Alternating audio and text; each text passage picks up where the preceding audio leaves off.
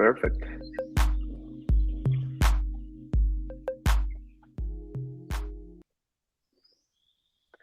Hi, everybody, and welcome to Inside High Tech from Sarona Partners. I'm Daniel Partida. I'm the Corporate Partnerships Director at Sarona. So today we have an exciting interview with Guy Gordon. Just to give you some background about him, he is a former executive at Amazon. Gordon, Guy, could you tell us more about some of your background? What's the story in it, and how has been till this day? Sure. Thank you for having me on the program. And, great to be with you, Daniel. A little bit about myself. I describe myself as a communications strategist. I think that would cover most of my career. I started off here. I came to Israel about 25 years ago. I started off in high tech, business development and marketing, but sort of discovered a few years in that my passion was advertising. So I made sort of a career change to advertising 2005-ish.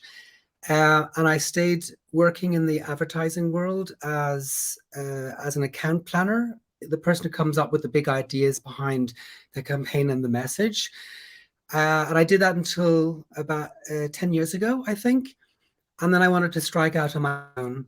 So since then, I've spent most of my time working as a brand strategist with a whole range of companies, from startups to governments and organizations and nonprofits. I've been very sort of agnostic throughout my career, but it's always been focused on, what is a communication strategy going to be?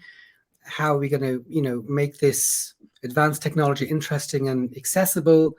How are we going to help startups raise capital? And then I took a little detour from my brand strategy career just over a year ago, when I was approached by Amazon, by AWS specifically, Amazon Web Services, to become their first dedicated storyteller within the context of the Digital Innovation Program, which is one of many innovation and acceleration programs at AWS. And for various reasons, I left that role about 2 weeks ago. So I was a year in Amazon, and I am now basically back to brand strategy, which is I realize now, my true passion and vocation. Nice, perfect. Yeah, so pretty recent about the when you Pretty left recent. Amazon. Yeah, nice, nice. So actually, kind of looking into your LinkedIn, I saw, and I would quote you. Uh, this is something I read about it, and it says like, "I bridge the gap between what companies, brands, and organizations want to say and what their audiences need to hear in order to think, feel, and act in a particular way." That's something you wrote, and I think it's something pretty related on what has you been like your background, what you were doing in Amazon and in your previous positions in other companies. So, with that said, first, I would like to jump now into this brand strategy topic. So, I was wondering if you could tell us more about what is brand strategy for you with your own words. Brand strategy is really, I'm going to try to put this into sort of everyday language, because it's quite an abstract term, even for people sort of working within communications. Brand strategy is really, at the end of the day, the reason to believe. It's the reason to believe that you give your audience, that you give to stakeholders. Branding, everybody knows, because most people think about branding in terms of its most accessible elements, right? The logo and the colors and the fonts and all the different sort of brand touch points. But those are really only there to sort of tell a bigger story and to get a bigger idea across.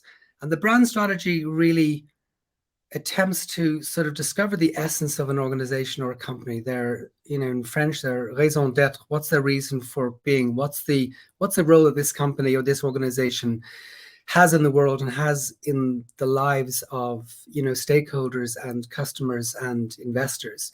So brand strategies, it's the foundation of any brand identity and the foundation of any brand story. And it really starts, I think, you mentioned before, this sort of gap, this dissonance between what a company or an organization wants to say and what their audience needs to hear. I think that many of us, particularly working in startups where we're working very hard and very passionately, I'd say 9 to 5, but 9 to a lot longer. And we're just all about this sort of product or service that we want to bring to the world. And when it comes to writing about our own story, it's very, very much centered about what we're doing, about our company, our product.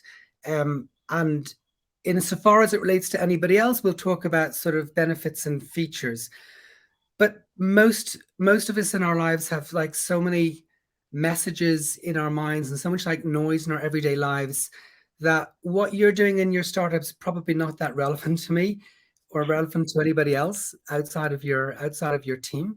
So it's about creating that relevance. And one of the things that I talked about as a storyteller at Amazon was the importance of, writing stories and creating sort of a brand communication strategy backwards. Okay, you discover the essential truth of your company, of your organization, of your product, and then you leave it aside and you go and you think about stakeholders and you think about your target audience and you work out what is it about what we are doing that's relevant and interesting to other people.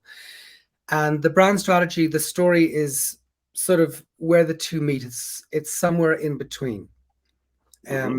And that's one thing, my former creative partner used to say, messages are heard, not said. I think that's really, really sort of important to keep in mind whenever you're crafting a communication strategy or a message for your organization. To write it from the point of view of how it's being heard and how it's being felt by your target audience, and not, are we getting everything that we feel is important in this piece of communication across? Yeah, amazing. Actually, I love that phrase. The messages are heard, not said. It's super powerful and it's super true actually. So it's amazing from that. So I was also wondering, like, if you could tell us more about your specific role, like your day to day on as a brand strategist in Amazon. Wondering, like, if you could give us some examples, some projects you did at the moment. Well, again, my role in Amazon at AWS was one of storyteller, not brand strategist, but there were a lot of things sort of common between them. The main, and I have to say, also I was the first one ever. It was a brand new role, so I was the first ever in that position. So a lot of my job was to define the role and work out what is storytelling at AWS specifically. Broadly speaking, I think I can speak freely about this. AWS, like many other large, very technical, sales-oriented organizations, have a very rational, data-driven, metrics-focused way of talking about success, right? So what AWS and many other companies to this day, they talk about the classic case studies, which is problem, solution, results. And they are more often than not focused around technology or a solution. And the results are more often than not expressed in terms of performance metrics, right? They're expressed in like quantifiable, rational terms. And I think that's because that's how many of us think that sort of business leaders and business decision makers make decisions, right? We know that we are, as humans, 85% of our decisions are driven by emotions, but for some reason there's this notion that when an executive sort of arrives at work, they take off their human head and they put on like a different type of decision-making head, and that's not the case. And at AWS, they realize that we're the world's largest cloud provider, and we have obviously a wealth of data and metrics to support the business cases that we make, but it's not enough, right? We still need to make that human connection. And I think the amazing thing about the cloud and the work that we do at AWS is we tend to think of the cloud simply in terms of storage and compute and IT infrastructure. But when you look a little bit deeper, you discover that the impact of digital transformation, the impact of harnessing the power of the cloud can have such a huge impact and significance on like the lives of millions of people, on businesses, on communities, in the fight against climate change. And that was the aspect that sort of I was hired to talk about, right, was to go outside of the classic B2B and to think, okay, what's the role of AWS? What is the impact and the significance of the work that we're doing Mm-hmm. with bits and bytes and IT infrastructure? How does that translate into, you know, tackling some of the biggest challenges that we face today as a society? So it Mm-hmm. was really, it was almost like I was writing like magazine articles. It was far less technical because there's no shortage of very, very smart technical marketing writers. It was more about how can we make this interesting and relevant to a broader audience who aren't coming in here to read stories about the cloud necessarily. Mm-hmm. Um, Mm-hmm. and it's a challenge because the prevailing mindset at AWS, like many other large uh, tech engineering centric organizations, is one of, you know, data driven and metrics driven. So there's a mindset and cultural change around positioning the company differently and talking about ourselves and the work that we do differently. Nice, nice. Yeah, actually, regarding that human connection that you just mentioned, I will say that's one of the biggest challenges you had at the moment, right? Yes, I would say so. And another one of my mantras is there's no technology, only people. I mean, at the end of the day, you know, we're all humans and we need to sort of sell services to each other and partner together to overcome challenges. And at the end of the day, we understand technology, you know, through human terms and in the context of our everyday lives, you know, personally and professionally. Definitely, definitely. At the end of the day, technology is just a tool to help humans. So it's really good that you understand that, and really important. I'll say uh, on this storytelling. So pretty good that you actually know how, understood and set the role on that. So from that, also, you know, we have a huge audience of startups here, and you know, with the startups, when founders are just starting this journey, they perhaps don't have enough time to develop the product or the brand strategy.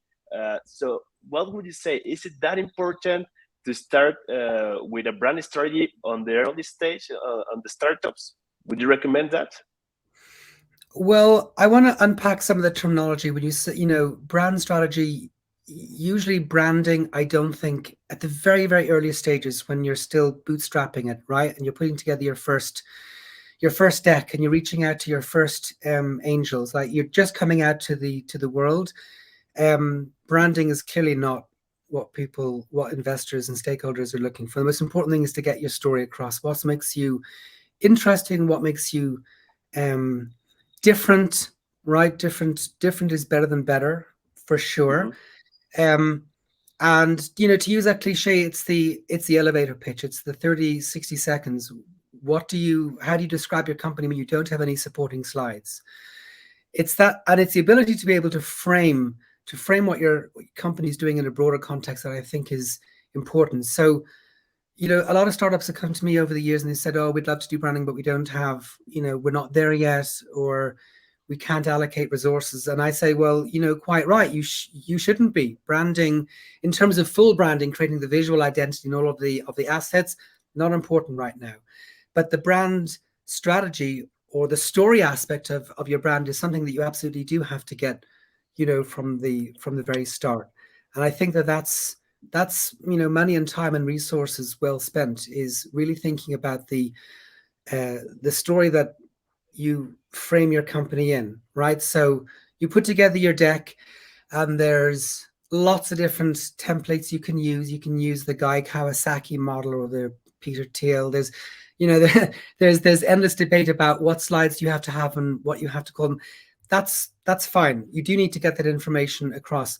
But at the end of the day, when the investor or the investors have finished meeting with you and they're like driving home from their day at work and they're at home and they're, I don't know, they're washing the dishes, what is that thought, what is that story that's going to stick with them in their mind that they're going to be thinking about the next morning too? And it's not going to be about, you know, the individual data points that you had on the slide. It's going to be about some great idea or some great story they heard the day before. So Mhm. I think that thinking about your story, thinking about how you position your company and what you're doing, like in the broader sort of business context or even in the broader cultural zeitgeist of what's going on in the world, that's something that it's never too early to start investing in and thinking about. Perfect. Yeah, and actually, I think you got a really important point there. That when investors ask for the decks to hear the pitches, usually we recommend as investors for the startup to actually start talking about the problem, what are they going to solve, and after that we'll go through the business models and everything. But at the end of the day, as you mentioned, the story behind that, I think it's one of the most important things, and some of the startups don't understand that yet. So I think that's a really important advice to start with this kind of the story behind, even before going to the if you have a great solutions or a great technology to solve the problem, it's important to empathize and to give this kind of storytelling at the end of the day. So Yeah, it's super important. So just to build on what you were saying, one of the most outrageous things that I ever said at AWS was sometimes it's more important to be interesting than to be right. And it was outrageous because Amazon is a company that prides itself on accuracy and diligence and standing behind their claims and everything else. Now, the information that a startup will have contained within those 12 slides obviously has to be, checked and verified. You got to do your homework before you stand in front of an investor. But if it's not going to be interesting, they're not going to. It's not, and it's not going to be memorable. Then there's nothing to sort of fact check afterwards. Do you see what I'm trying to say?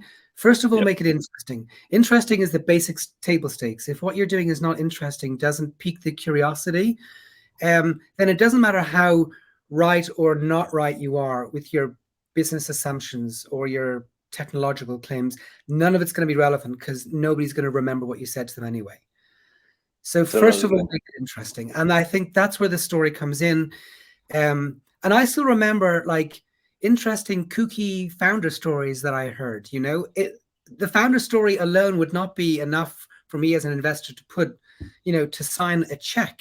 But it's enough maybe for me to want to take a second meeting, to dive down a bit deeper, need to give them an appetite to learn more and want to meet you again. Exactly. To awake that curiosity on your startup and your solution, and perhaps on the second meeting, now you can go deeper into technology or perhaps the solution, business model, everything. But at the end of the day, if you wake that curiosity, that will give you the second meeting and everything to move forward. So yeah, I totally Exactly. agree on that. So from now, I know there's some difference between branding and storytelling. Sometimes it's hard or difficult to differentiate those. So I was wondering if you could tell us more about like these differences. Oh, it's a tough question. Well, storytelling is as old as humanity, is as old as mankind itself, right? The first stories that we know of were, I think, cave drawings in Spain from about 64,000 years ago. Okay, so they told stories through images. So storytelling has been something that is, part of human history, part of human evolution. Um, and storytelling can be both factual, just to get across facts and information, but it can also be magical and fantastical. So it's very, very much connected with human capacity for abstract thought and the need to communicate. And this was before written language. Okay. And then, with the richness of language, we're able to get across not just information, but ideas. So we think of storytelling, the stories that we read as kids and, Disney movies, but storytelling is also Martin Luther King's I Have a Dream speech. Storytelling is at its most powerful something that plugs in deep to universal human narratives, and it's about touching parts of us, that we have that are common to everybody. So human storytelling is very human. And how this connects to brands is related to what I said before, right? It's about the brand story, and a brand or an organization can have a story or an organizing idea, and storytelling is one of the tools that is used to communicate ideas and information and feelings and values to a Mm-hmm. target audience. So, I mean, I'll use one of the most famous and overused examples because it's like the first thing that sort of came to my mind. Mm-hmm. Apple's Think Different campaign, right Okay. from from the early 1980s. So the story being told in the computer industry back then was one of processing power, right? They were sort of head to head in a chip battle with Microsoft and with other competitors back then, and it was all about specs and processing power and stuff like this, and that was like an endless arms race. Nice. What Nice. they did in terms of storytelling and brand storytelling was to talk about what they stood for, not what they sold. So, I mean, I remember this because I was old enough, young enough back then to remember the campaign. But if anybody, listening to this show, watching this, doesn't, look up Apple Think Different, the original ad on YouTube. It's amazing. And what they did was they basically personified the spirit of the brand um, through a lot of crazy creative people back in the day: Albert Einstein, Picasso, Martin Luther King, people who were back then considered to be, eccentric, crazy geniuses. The ones that were mad enough to think that they could change the world were the ones that actually did. I think that's how the ad ended up. So Okay. you weren't thinking back then. Of course, this was years before we had iPhones and MacBook Pros and all sorts of, really, really sexy product design. Back then, they were standing for an ideal, and that ideal was one of think different. It was seeing the world differently, approaching problems differently. And that's a much bigger, more powerful, and like longer lasting idea to get your brand behind than whatever your latest sort of model of computer happens to be. And they were Mm-hmm. tapping into the story of human innovation and human creativity, which is something that is historic, that's gone back since the beginning of history, but they were tying it into a contemporary brand that was very, very much now. So I don't know if that answered your question, but I see, storytelling again as being one of the tools used in branding, and the heart of a brand having a very good story. Definitely. Yeah. Actually, pretty good examples. So from that, now that we know that kind of the difference and how is everything on this, I have one question regarding the usually high tech ecosystem. Do you think the companies invest enough in their brand strategy and storytelling? And yes, no, and why do you think so? Um, well, I'll talk again, I guess, from the context of the tech ecosystem in Israel, which is the one that I'm most familiar with. Exactly. Hmm. I think that historically, no, but I think that's beginning to change. I think Hmm. that historically, no, because obviously, and I'm talking now about obviously technology startups, Hmm. Hmm. it's a very engineering led and engineering centric community. Hmm. And we come up with some very, very clever tech in this company. And there's a tendency amongst founders to drink their own Kool-Aid and think that the tech is so self-evidently wonderful and marvelous that it's going to sell itself. And Hmm. if not that, then they assume that buyers and customers um, are from the same mindset and can sort of understand and interpret the problems they're trying to solve in the same way, and therefore will self-evidently be convinced that this is the product or service to buy. And I think that overcoming this sort of overly rational way of understanding how sort of other people interpret problem solving, that's one of the things that can be a barrier in the way of better storytelling. I think also because branding and storytelling is what's considered, I'd consider them to be almost a soft discipline. Like engineering, you have to have specific technical knowledge, right? And you can Hmm. become qualified in it, and you either know how to code or know how to be a system architect, or you don't, right? There's qualifications.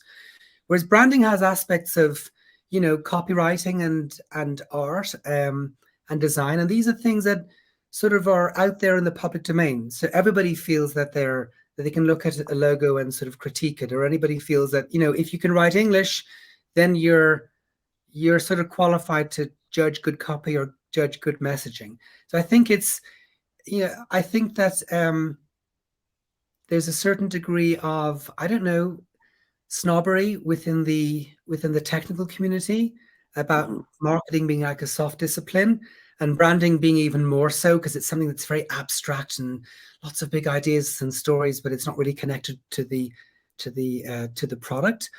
I think that the change has come about because investors and VCs understand the importance of creating an enduring brand story, an enduring human story, to a company, and to, you know, help forge a path ahead for the company itself, and that is beginning to trickle down to founders.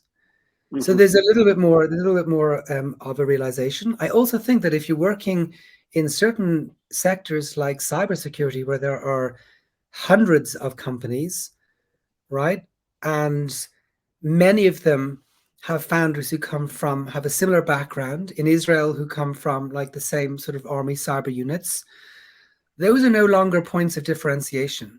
I mean, investors all over the world have heard of like 8200, Shwanam a time. That's no longer a story or a point of interest. That's just a table stake. Like, you're expected to be of that grade, okay, to make it to the first meeting. So there needs to be something else on top of that, and particularly in crowded sectors where there is little perceived differentiation, or there's a confusion in differentiating your cyber technology from another. You can add a huge amount of value in terms of how you position the company and the story that you tell. And that's value that does not come from engineering. That's value that comes from perception and the way that the company is perceived. And that's abstract, and it's intangible, and therefore difficult for a lot of company founders to get their heads around. And the challenge is in trying to convey the value of an abstract process like branding or positioning to customers, founders who think about the world in a different way and see it through different eyes. Perfect. So this is coming almost to an end. So I was wondering if you, to close with a good closing remark, if you could tell us just like the most important piece of advice that you will give to the audience regarding brand strategy. Pretty concise, just to say this is the best thing I could recommend you.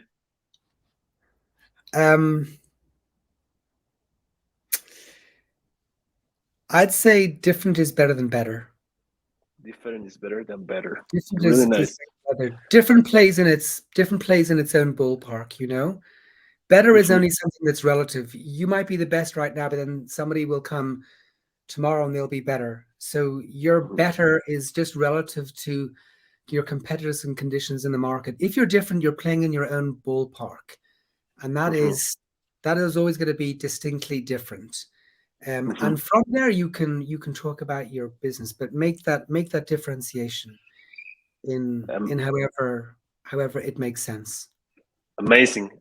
So there you go. There's a really good advice from a great guy at this moment. So, well, I think this it comes to an end, but I would like to thank you a lot. It's great to know, and we'll be looking where you do next after that you left Amazon, and hoping to stay in touch. Thank you very much. Thank you for your time. It was great chatting. Thanks a lot, guy. Bye. Bye.